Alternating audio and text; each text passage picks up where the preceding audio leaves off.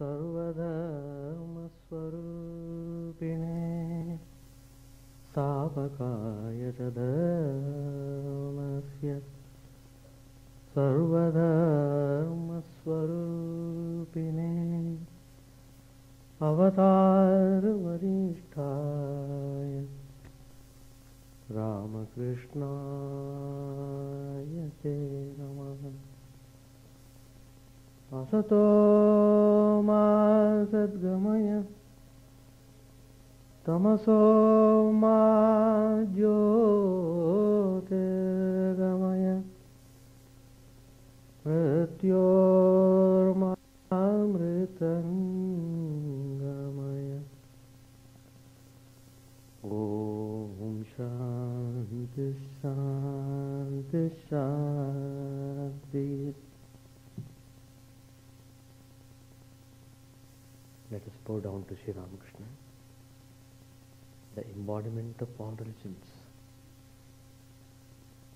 the Supreme God incarnate. Let us pray to Him to lead us from the unreal to the real, to lead us from darkness of ignorance to the light of knowledge, to lead us from death to immortality.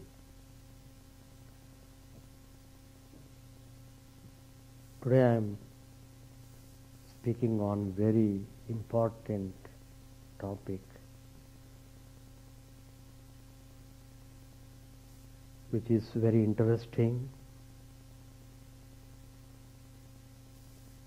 After coming in contact with Sri Ramakrishna, after receiving his divine name, after going through his most fascinating practical spiritual instructions,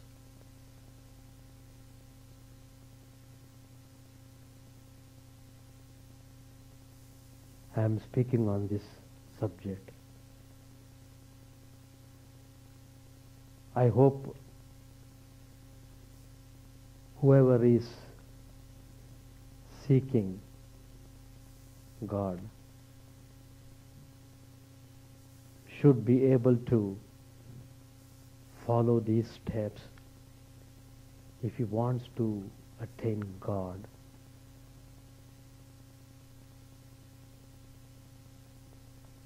It is not difficult, but you have to act upon practically, seriously. So the subject of today, 6 steps to attain God. I have tried to pinpoint what exactly we should have to practice. Very important, and every step is as important as the next one. Each one is great. Each one has to be followed meticulously.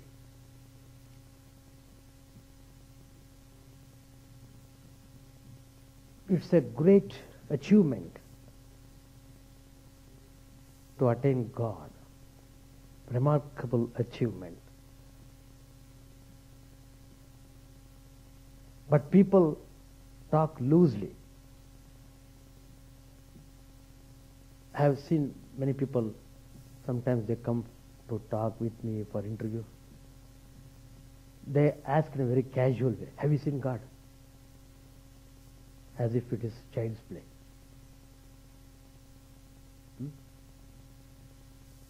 First of all, live the life properly. The realization of God is the fruit. The tree has to grow nicely in a healthy way. The leaves should be healthy, the flowers should be healthy, the tree should be healthy. Then certainly you will get the very best fruit. You have to take very careful steps to maintain the health at all levels.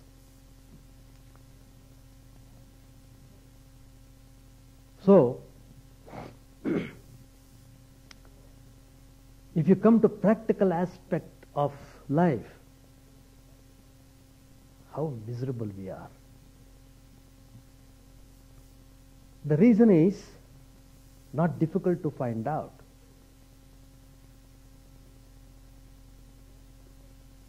If you cannot find out, we can point out the reasons.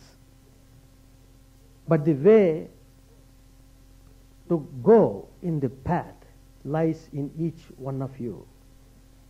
If you have to follow the path properly, you must reach the goal of the journey. So, the first step that is required, this step is required everywhere, but I am speaking, it is more important, most important when you come to spiritual life.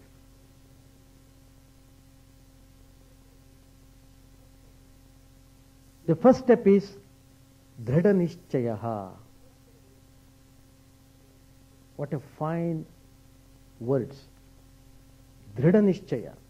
That means you must have firm determination. Then only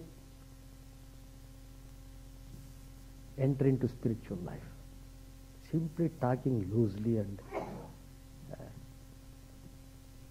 not conducting oneself properly, how can you expect any spiritual unfoldment? So you have to test yourself. Are you sure? Are you sure you want to realize God? Or you want God to dance with you? You want something, He must be favorable to you. If He is not, then you are angry with God. You want to bargain with God. Of course, He will not say no to a devotee who wants some favor to be done to him. Well, He gives everything but Himself. If you want God, you have to love Him. Very important. First of all, you must decide whether you want to realize God. That's a very important question. Then only everything will follow. Well, I hope at least those who come to Vedanta, they have the desire. Whatever may be the reasons for not attaining God, at least they want to reach God, to see God. At least they have found out it's only coming to God one could get real peace or happiness in this world, otherwise not. Well, that's why it's very important, you must be constantly associated with the spiritual ideas and the people who are practicing spiritual life. It's very important. Association, very, very important. So, Vedanta, you taste Vedanta when you become serious about it. Otherwise, you will not have any taste of it. So, Dhrida Nishchayaha, firm determination. You will have to act with firm determination to realize God. You must be always be aware of this point, this step. Always, till you realize God, this determination should be with you. Please mind that. Not that I will have determination only for certain period of time. Otherwise it is not necessary. No. Until you see God face to face, this determination must go to that extent. Swami Chidananda ji, one of the disciples of Sri Ramakrishna. They are all gems. 16 disciples, 16 gems. I don't know how to describe. If you read them, if you understand what they are talking, what they are teaching, you will be thrilled. Said they came to our level, they underwent all suffering, though they don't have to suffer, only to show that you don't have to despair on account of suffering. We don't have to lose faith in God. On the other hand, we should instill faith in God on account of suffering, on account of all these disturbances around us. So, he is teaching us, your determination should be such, make a start from this very day. Not tomorrow or day after tomorrow. Not after some years of my younger days. Let me cross about 50 years. After, when I reach the middle age, let me think. No. If you come to Sri Ramakrishna philosophy, there is no question of procrastination, no question of postponement. Whatever done is done. Forget about what is done. Think of today, how much you are seeking God, how much you are firm about your determination. That's very important in your spiritual journey. First of all, you must set the goal. Are you sure about realizing God? Are you sure that your life is set for that? It begins from that point. If you're not sure, then no steps you will be able to climb up. So, Swami Chidananda ji very emphatically says, make a start from this very day. Time is flying. Delay is debasing. What a wonderful statement. Time is flying. Delay is debasing. Nobody can say when one will have to call for departure. So don't waste a single day. These are the words of Swami Chidananda ji. I am just telling his own words. So those who think that these things can be put off for the future never do anything. They will be tossed to this current of birth and death indefinitely. There is no end to it. Keep on going back and forth. The Swami warns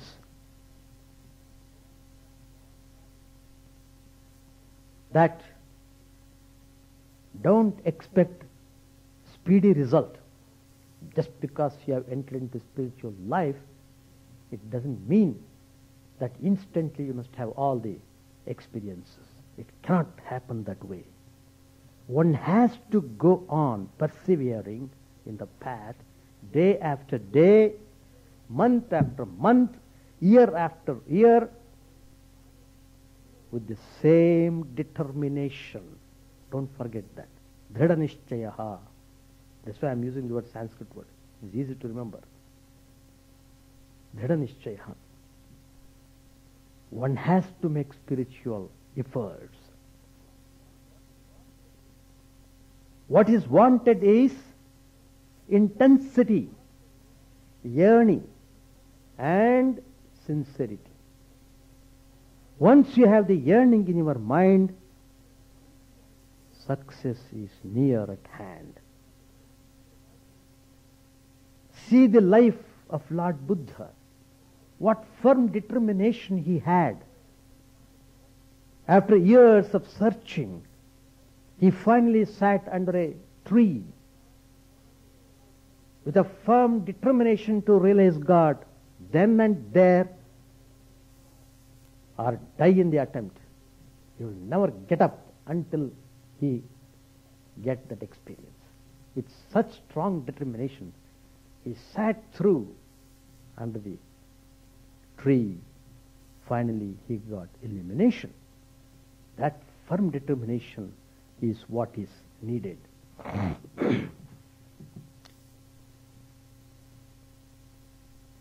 Another great disciple, I am just charmed to dwell upon the teachings of these great teachers. Marvelous. Swami Chidananda ji, he says, clench your fists and say, I will conquer now or never.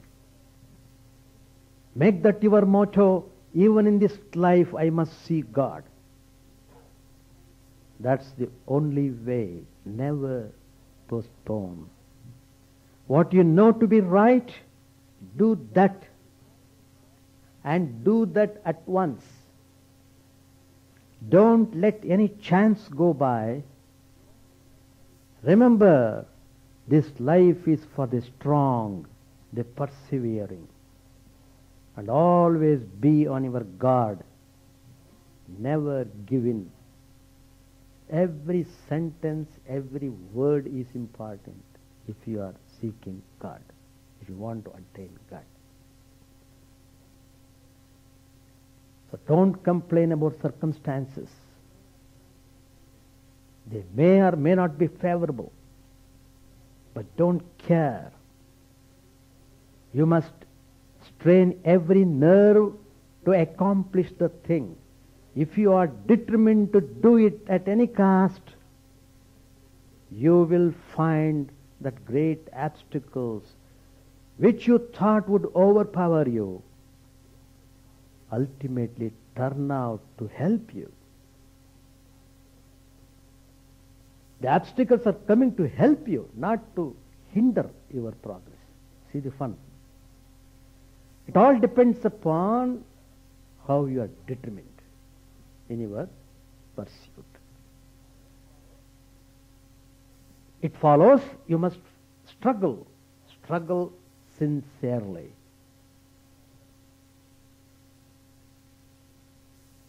Does one find circumstances always propitious? Consider what you have got to do as your duty and go on. Always remember, you are undecaying and immortal. You are potentially divine. There is no death or birth to you. All these things are happening on account of the darkness of ignorance. So why should you go about seeking favorable circumstances? It is you who have projected all this. And there's a famous example, all of you know that. Once a man went to the seaside to bathe. There, he waits and waits thinking that he would plunge when the waves subside. How can you expect the waves subside in the ocean? It is nothing but foolishness. Will that moment ever come? What's the wisest way to do? Instead of doing so, plunge against the waves. Have your bath and come out. That's the wisest way. The sea remains always the same. So, in this world, you must manage to call upon the Lord in the midst of these waves.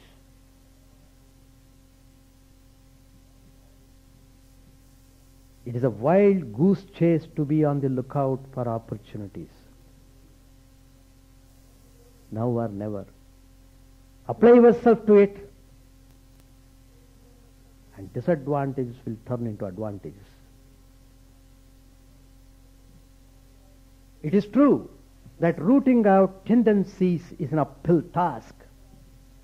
But if one has the determination to say, what if I have once done something wrong? Now I know what it is. Now I won't do it anymore. If you have this conviction, then you can get through. If you take refuge in the Lord with a firm determination that you won't do it again, in that case, all the sins done previously will be forgiven. They will be forgiven. If God had not that quality of forgiveness, probably we would have to suffer eternally. So much sins we have done and we are doing, we will have to suffer eternally for all the sins what we have done. But God is gracious. He takes away all our sins. You must know only how to approach Him, how to reach Him. That's all. He wants nothing from you. He just wants to be sure you are loving Him. That's all.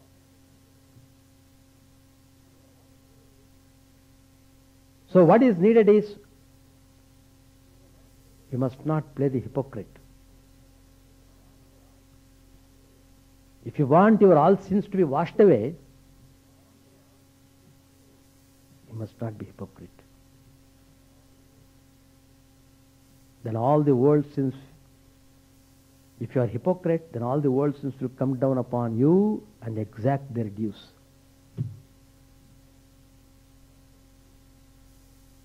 Exact their dues with compound interest. You must know that. So one should have great determination. So it means you must control the mind and not allow the mind to control you. The best period of your life is slipping by. It won't return. It won't return.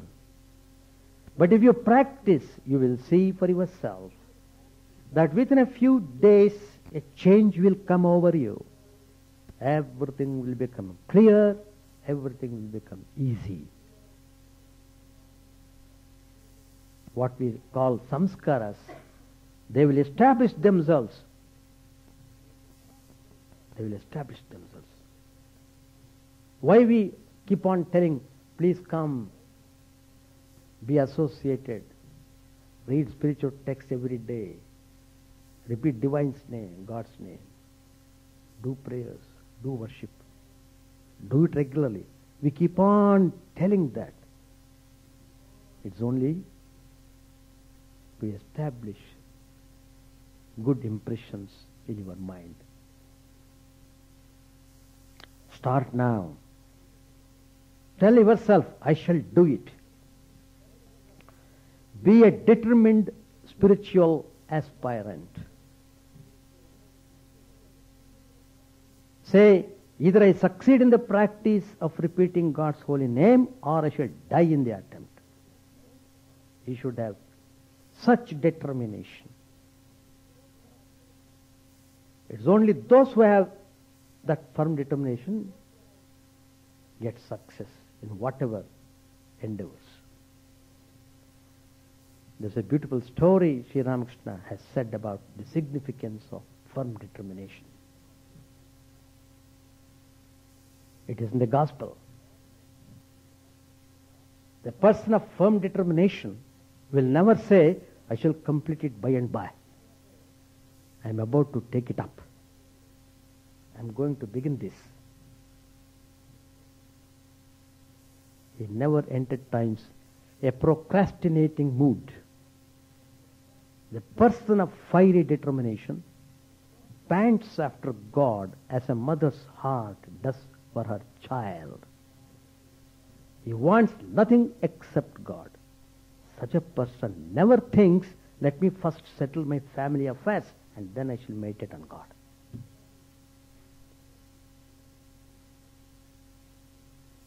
The story which Sri Ramakrishna is telling, there is a drought in a certain part of the country. The crops are failing. They need urgently water. So the farmers began to cut long channels to connect the field with the water. One farmer was firmly determined.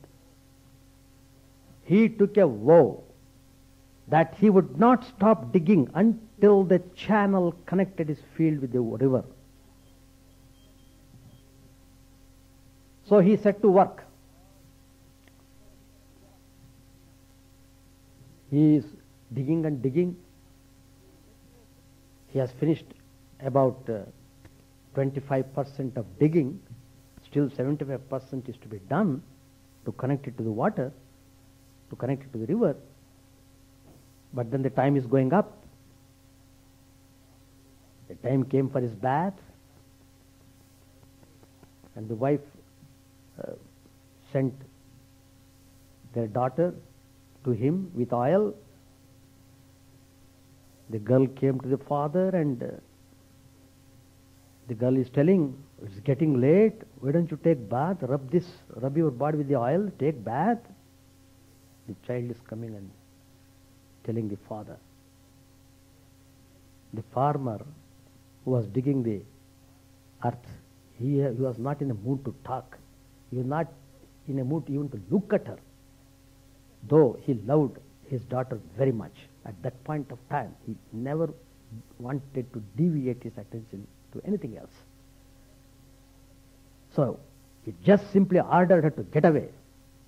He didn't say anything. He told in such a way, the girl ran away from the place.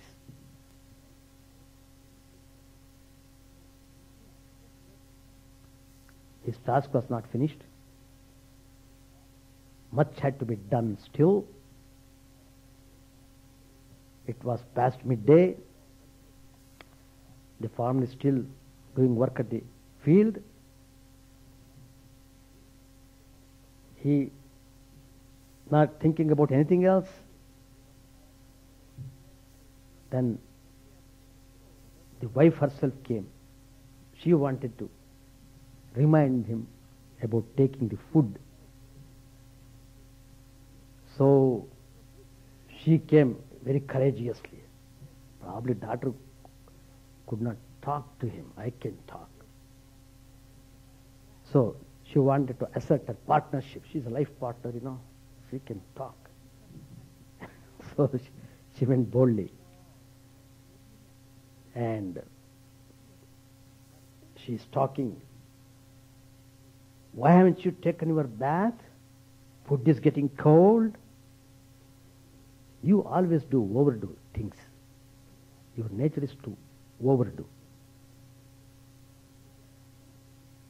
You can finish the rest tomorrow or even today after dinner.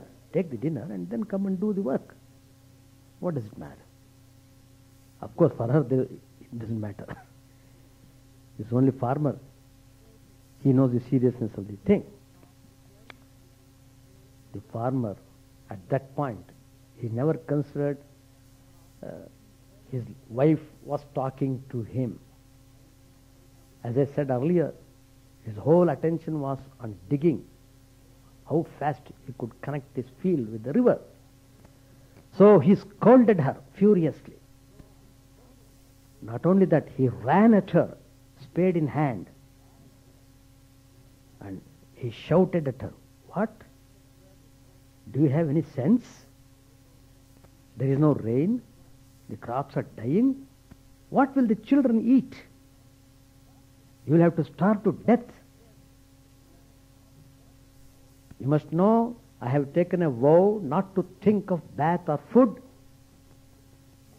before I bring water to my field." And the wife saw for the first time how her husband's face looked like. So the whole blood was rushing on the face. The whole constitution had become red. She could not stand it. She simply ran away. No, this is not the time to talk to him. So she went away. Whole day he worked very hard. Then he managed to connect his field with the river. Then he felt supremely satisfied. This thing could happen on account of his firm determination. Dhrida nishchayaha. I am telling this again and again so that even if you go home, you should not forget this. Swamiji said Dhrida nishchayaha. Other things you may forget.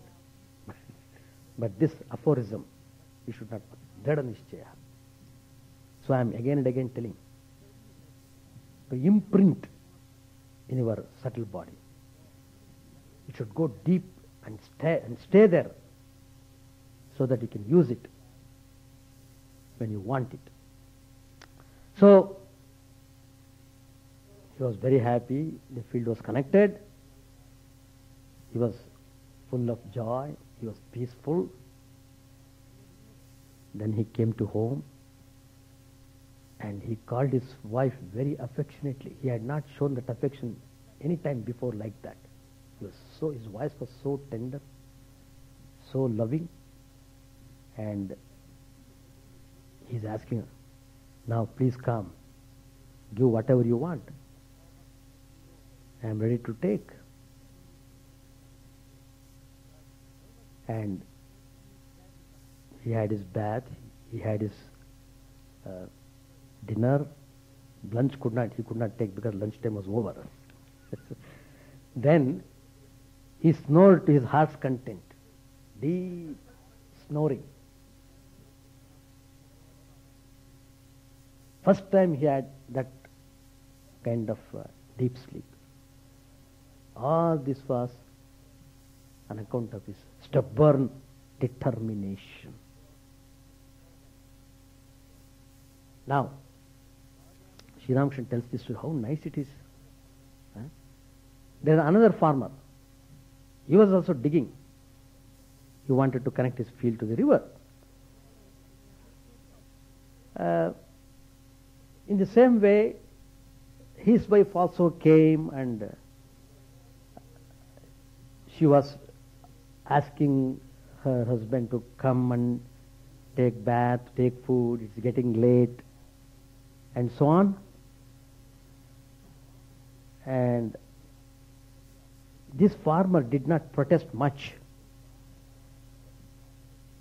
So what he did was he put aside his spade and then said to his wife, well, I will go home since you asked me to. That man never succeeded in irrigating his field.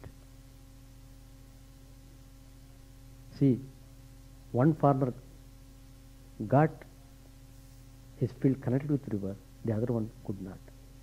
One was firmly determined, so he could get the result. The other one was vacillating. No firm determination, he could not accomplish anything. So, seeking God, to seek God, you have to have firm determination. That's the first step I am telling you. Probably I may take another half an hour more to explain this first step itself. Doesn't matter. Next Sunday, I will continue the same topic, if necessary. If I am not finishing, I am not able to finish, I think. Well, so one must have stern determination. Then alone is spiritual practice possible. So one must make a firm resolve. There is great power in the seed of God's name. Seed of God's name? Yes. Seed of God's name. That's what we give in initiation. We give divine name of the Lord, and that is a seed. that contains everything. It destroys your ignorance. You must know the seed is tender and the sprout soft. Still it pierces the hard ground. If you notice how the seed works in the earth, the ground breaks and makes way for the sprout. Through firm determination, one should perform spiritual disciplines. Then he can fix his mind on God. By repeated efforts, he should be able to do that. So that is the first step. Have firm determination. Now I am going to second step. Second step is nisprahaha. Of course, the meaning is very simple.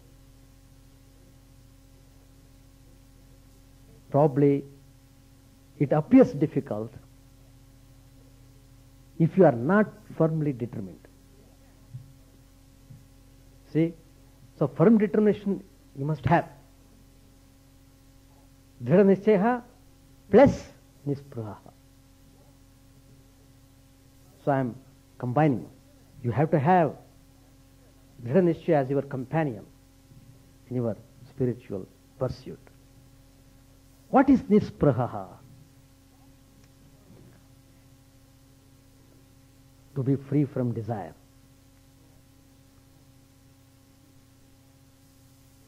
It's very tough, I know.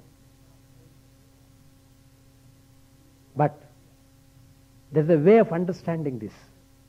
How one should free himself from desires. Sri Ramakrishna has said in the Gospel, one must set fire to one's desires. Setting fire to one's desires. Then alone can one succeed. These are the words of Sri Ramakrishna. So, it is desires that are responsible for all suffering. Suppose you are suffering. You analyze yourself in your mind. Why that suffering has come? What is the root? Finally, you will come to know it is on account of some desire. It resulted in this way.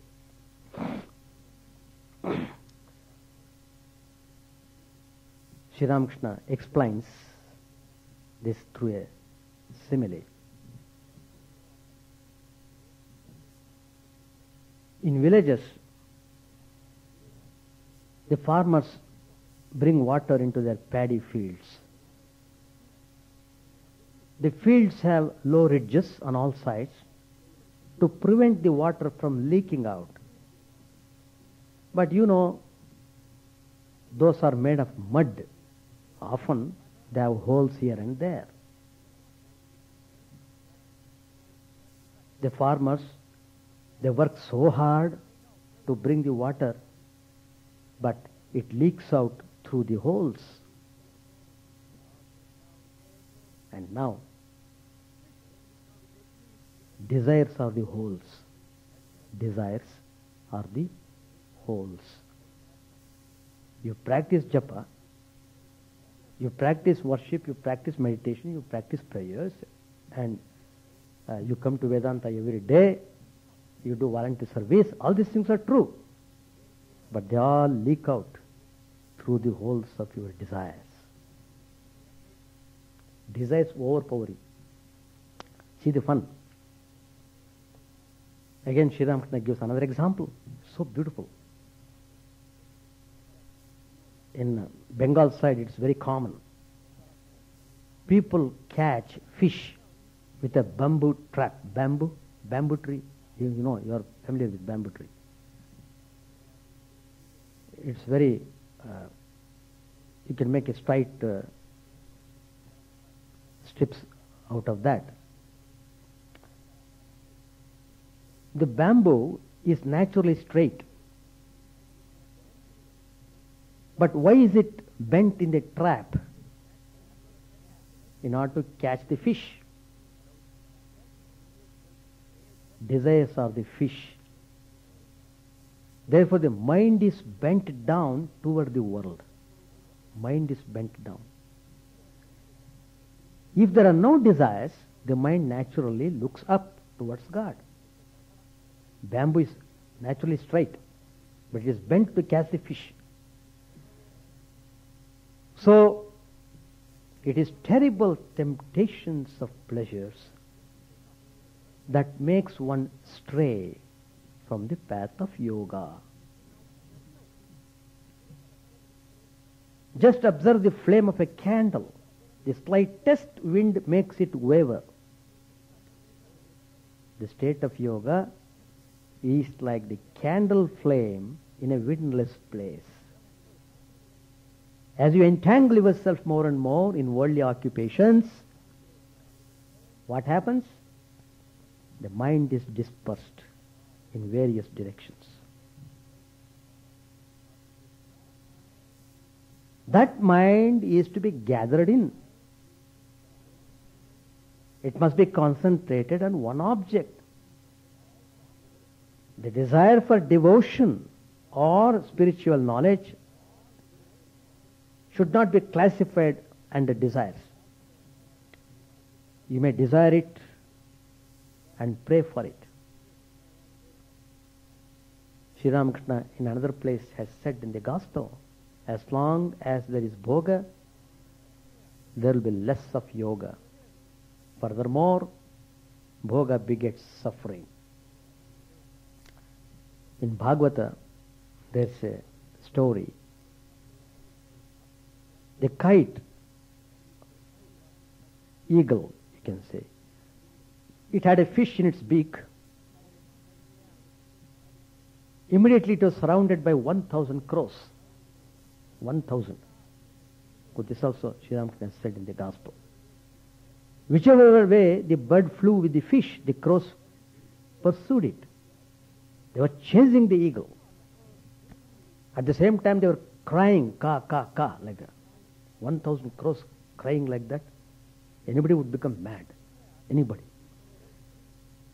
So that means all these crows are bothering the eagle. It could not do anything. In that confusion, what happened? Suddenly the fish dropped away. Immediately, the crows left the eagle and flew after the fish, leaving the eagle alone. Now, this fish is the object of enjoyment. The crows, who are these crows? 1,000 crows. Who are these? They are worries and anxiety. They are crows. If you want to have a pleasure, be ready to have the crow bite. Worries and anxiety are inevitable with pleasures, enjoyment of the world. No sooner does one give up enjoyment, he is no more bothered and finds peace.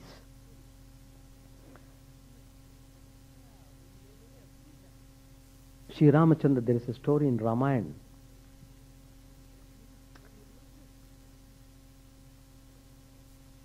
Vishwamitra had taken Ram and Lakshman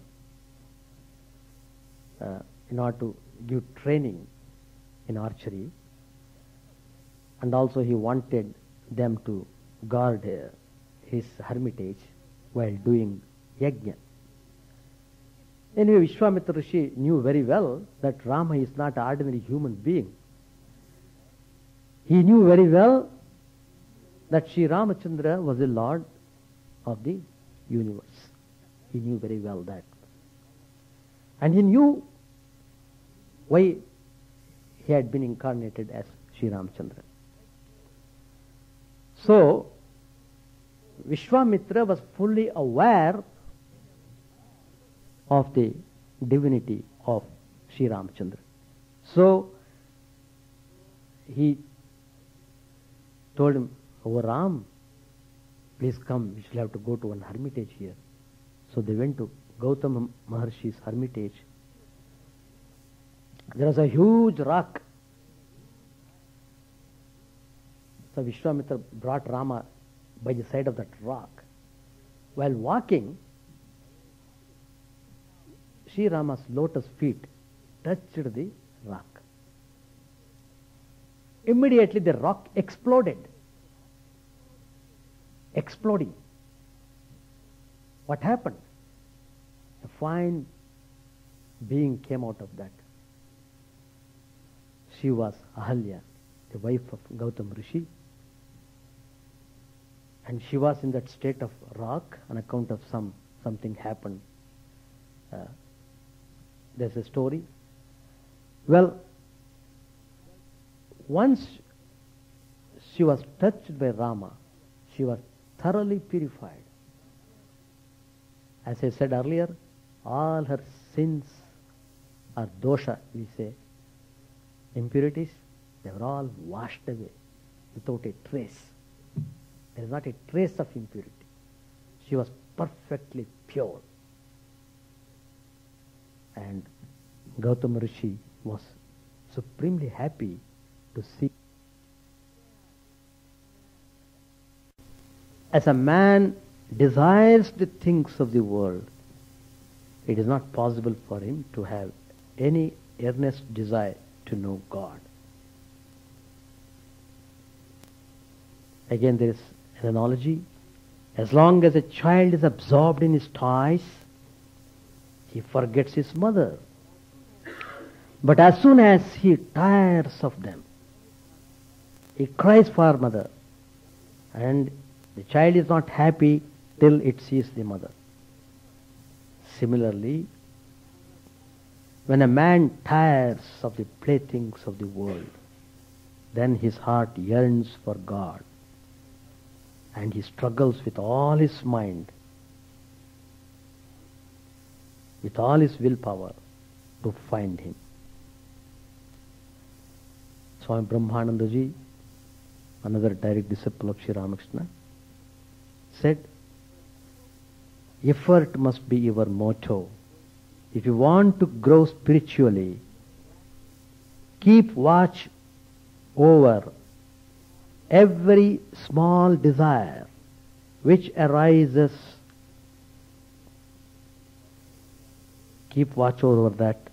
And what you should do? Control it. Don't give way to the desires.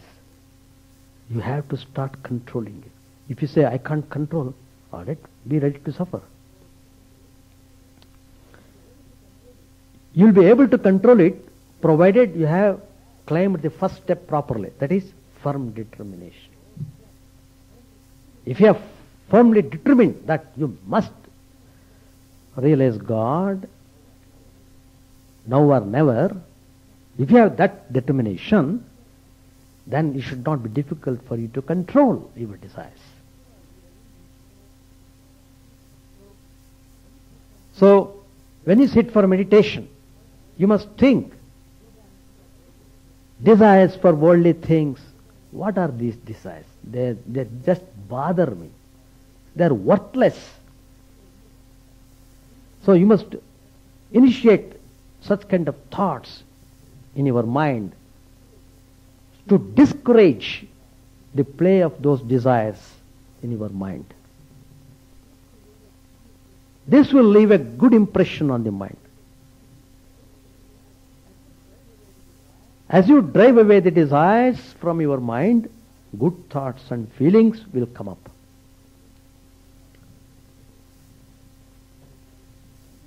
Another direct disciple, Swami Premanandaji, said, let strong wind of dispassion rise in your minds, that the trees of desire be uprooted. Then, even as birds fly from the shelter of trees before a strong wind, will the ignorance of selfishness, jealousy, hatred and egoism take flight from your hearts. So long as there is the least desire, The mind cannot be absorbed in God, which I am taking up in the next step. It comes absorption. Man maya, that is the another step that is required to seek God. Man maya means absorption in God. You can't get that absorption if you have desire in your mind. If you allow the desire in your mind, if you are yielding to desire, then you can't seek God.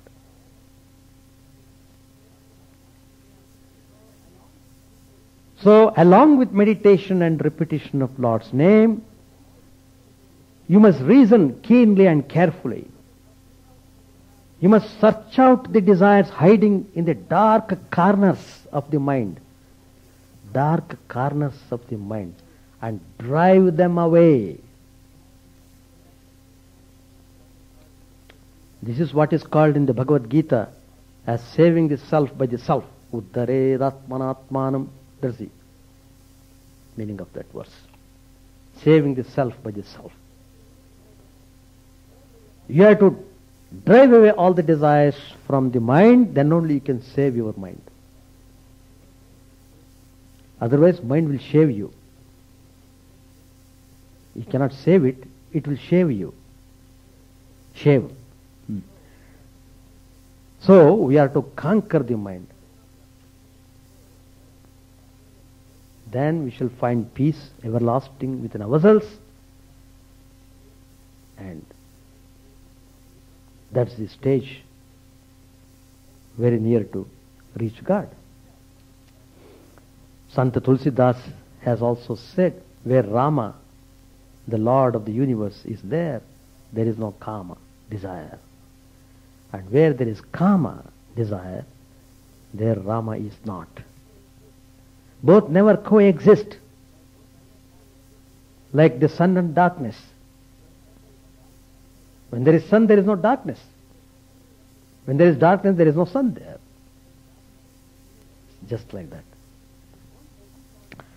If one doesn't want sense enjoyment, if one hates the approach of any thought of it in the mind, of their own accord, will all desires for sense objects fly away. That means the thoughts may come up in the mind, but don't give attention to them.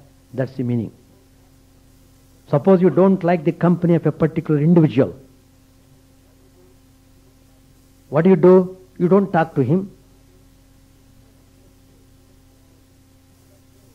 And in that way, you are showing your dislike towards him. And that fellow will understand, oh, he's not caring for me, he's not even looking at me. He's showing some kind of dislike for me. Why should I go to him anymore? Then he drops himself. One succeeds in driving away the desires for sense enjoyments if only one makes an effort for that. It is because we cling to the sense objects that desire for them does not leave us.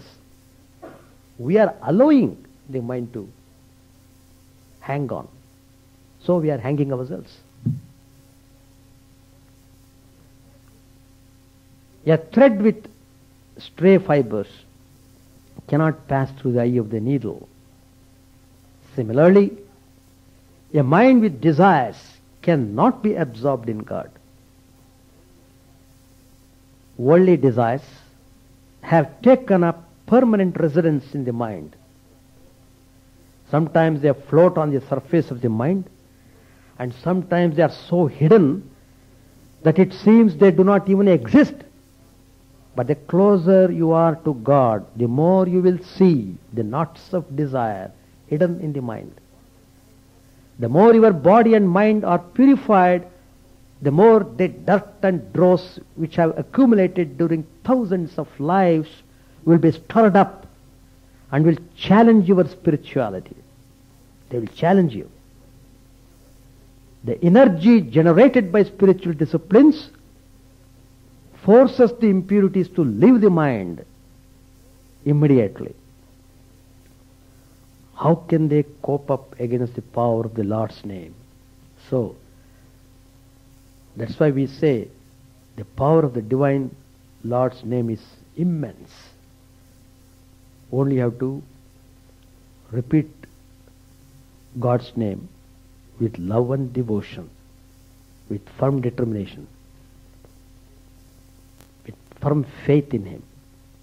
I am repeating His name in order to see Him. I am calling Him.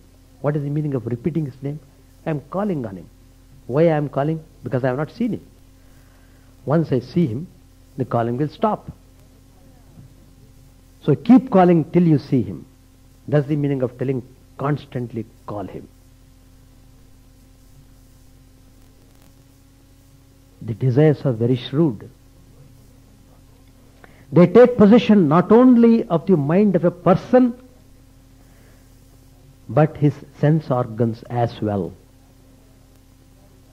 As soon as desire is aroused in the mind, the sense objects are awakened. The eyes want to see, the ears want to hear, the tongue wants to taste and speak, the nose wants to smell, the body wants to feel, the hands want to work, and the feet carry the person to where the object is. All these things are happening. The other sense organs are alert, and whenever the opportunity comes, they also enjoy. Do you know what the mind does? It conjures up enticing pictures with the imagination. The imagination is man's worst enemy, his greatest tempter, for it creates beautiful pictures of sense pleasures and nearly destroys one's conscience. Thus one is drawn to sense objects. Therefore, if you want to control the desire for worldly things, control the imagination and don't be deluded by sense objects. One who has learned to discriminate can successfully overcome lust and greed. So cultivate your discrimination and conscience. How can you struggle against evil tendencies if your intellect is not trained to differentiate between good and evil? So first clear out the rubbish which has entered the mind through the gates of the sense organs, and then put a sign, no admittance, in front of each gate. Those bad thoughts which ignore the notice and still come in, you will have to hand over them to the police. Who is the police? Your conscience is the police. With the help of the police, you must evict the impure tendencies from the mind and then install the Lord there. This is the way to conquer lust and desire. Desire begets wants in the mind of a person. If he has no desires, he has no wants. Love for God destroys desires. If you are running temperature, what will happen? Everything tastes bitter. You don't like sweets. Even so long as you have the desire to enjoy worldly things, you can have no taste for prayer, meditation, fasts and vigils. All taste bitter. When this worldly fever subsides, prayer, meditation, etc., they taste sweet. The mind settles quickly to them. Temptation cannot sweep you off your feet. Another great disciple, Swami Abhedananda, said, desire are of two kinds, good and bad. When desires are associated with selfishness, they are bad. But when desires are motiveless or selfless, they are good. Anger, greed, jealousy, these spring from bad desires and they harm the people. virtue and vice arise from desires. One can have no peace so long as one is a slave to desires.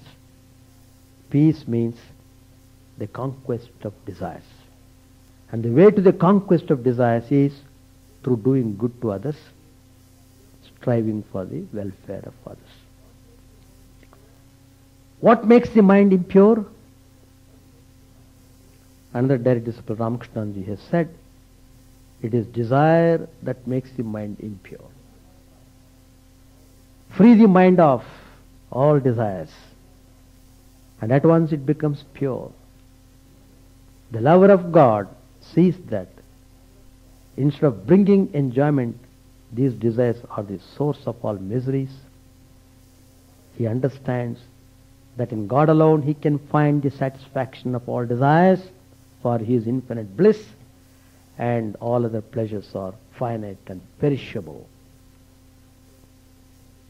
Mind is compared to a big mirror which gives a perfect reflection, but which has been so thickly covered with dirt that nothing can be seen in it. The more you can rub off that dirt, the more you will be able to see yourself in it. The more you can remove the least speck of dust, the more you can get a perfect image of your true self. What is that dirt that hides the image? Selfish desires. I'm again and again touching this point, desire, so that you must know how the desire is playing havoc with us. How you should be very careful about controlling your desires. Desire is a very dangerous thing. Sometimes we think we have killed all selfish desires, but somewhere in our mind there lingers some remnant.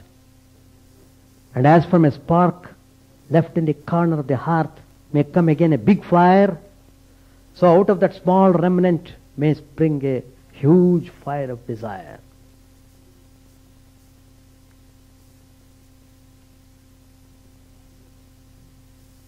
Someone asked a question to the Swami. See, God is all powerful. He is all loving, kind and compassionate. Could he not free us from ignorance at once if he wished? Swami said, surely, but he is so infinitely loving, he does not wish to interfere with. So long as he sees that we really cling to our ignorance and our desires, he does not come to free us. Only when we turn all our desires to him, then he comes and selfishness and ignorance go away.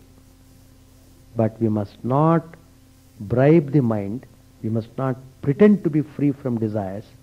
The feeling must be absolutely sincere, no fraud or bribery.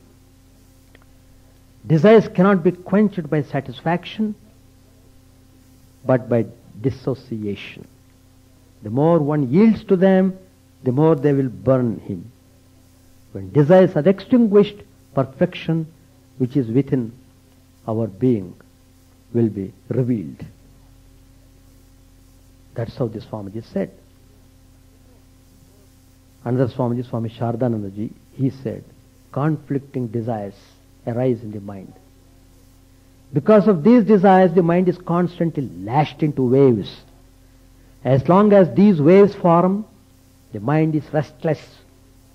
In order to control these waves, which give rise to thoughts of a worldly and distracting nature, one must live a life of self-discipline. After death, worldly desires continue to remain in a subtle form. Don't think when you die everything is finished. People have that, some people at least they have that notion. It is not true. Death only destroys the gross body.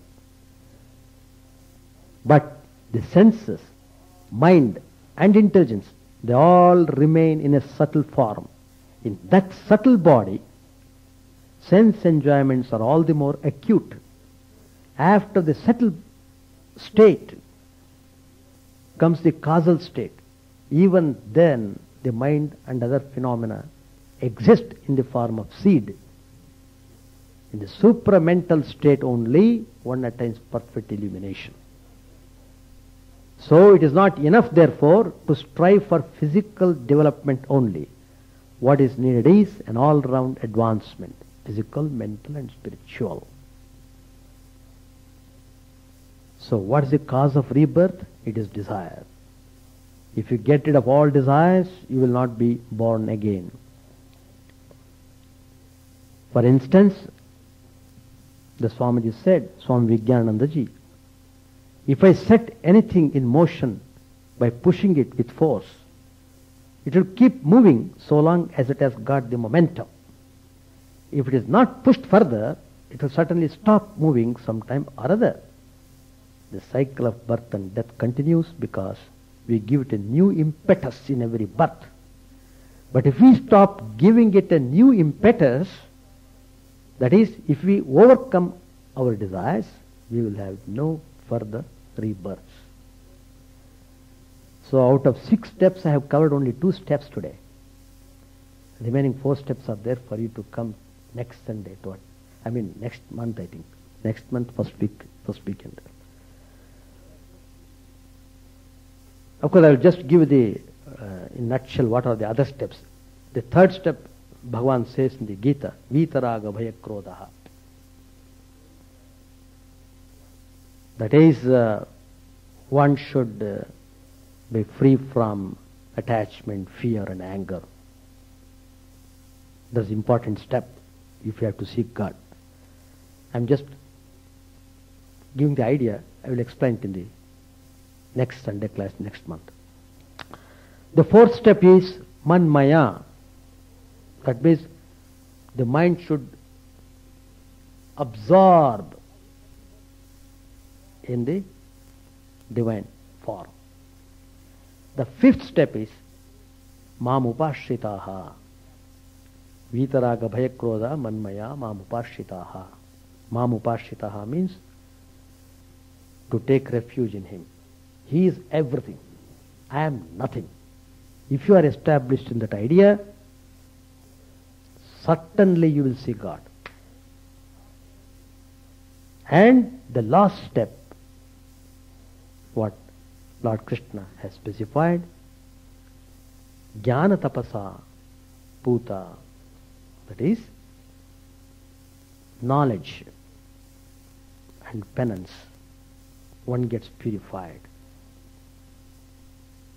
When all these steps are tread upon, then they come to me. Vitaraga Vayakroda Manmayama Mupashitaha Bahavo Jnanatapasa Puta Madbhava Magataha. Chapter 4, verse number 10. So these are the steps. Because I have already told all these 6 steps. And let us be very studious in practicing them. The first step is very important. If you take the first step properly, then you will be able to take other steps very easily. If there is wrong in taking the first step, then you will collapse. What is the first step? Dridha Nishchaya, firm determination. Thank you.